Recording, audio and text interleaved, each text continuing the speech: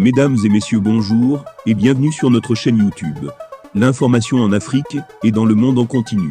Ici, nous n'avons qu'un seul objectif, c'est de vous informer autant que possible sur l'actualité, la politique, l'économie et bien d'autres. Alors si vous êtes nouveau, abonnez-vous et activez aussi la cloche de notification pour ne rien manquer des informations à venir. Cela étant fait, on commence. Eh bien les amis, nous tenons à rappeler que les images utilisées dans nos vidéos sont à titre illustratoire.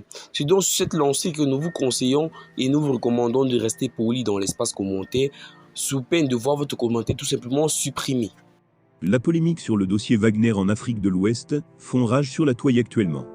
À l'occasion du séjour à Paris du président sénégalais Macky Sall, le chef d'État français Emmanuel Macron a reçu son homologue à l'Élysée. Les deux dirigeants se disent très convergents sur le fait que Wagner est la garde prétorienne d'un régime qui a pour premier objectif de se protéger, a déclaré l'Élysée.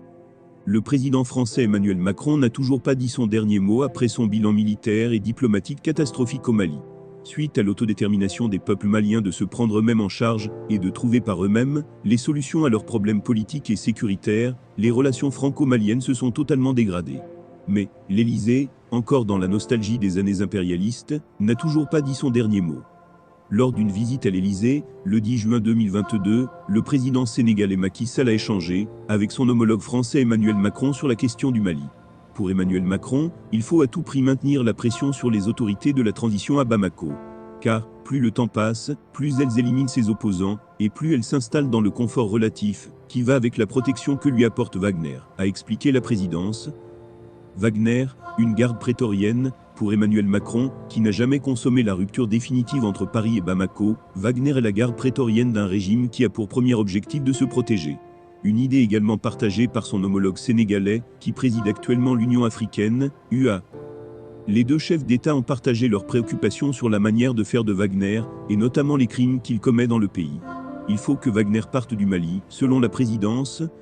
Les intérêts de Paris au-dessus de ses convictions, en réalité, l'intervention française au Mali qui date de 2013 et qui présente des résultats très mitigés n'a permis en rien d'éliminer la menace djihadiste dans la région. Mais depuis l'arrivée au Mali de partenaires russes, Paris, voyant la rupture totale entre les deux capitales, cherche par tous les moyens pour discréditer les efforts menés par l'armée malienne.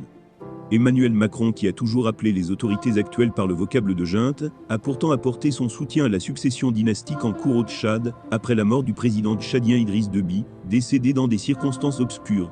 Au Tchad, pour servir ses intérêts militaires, Emmanuel Macron a ainsi supporté un régime qu'il pouvait appeler illégitime, mais au Mali, il parle de junte et de pouvoir autocratique en insistant sur un transfert de pouvoir aux civils.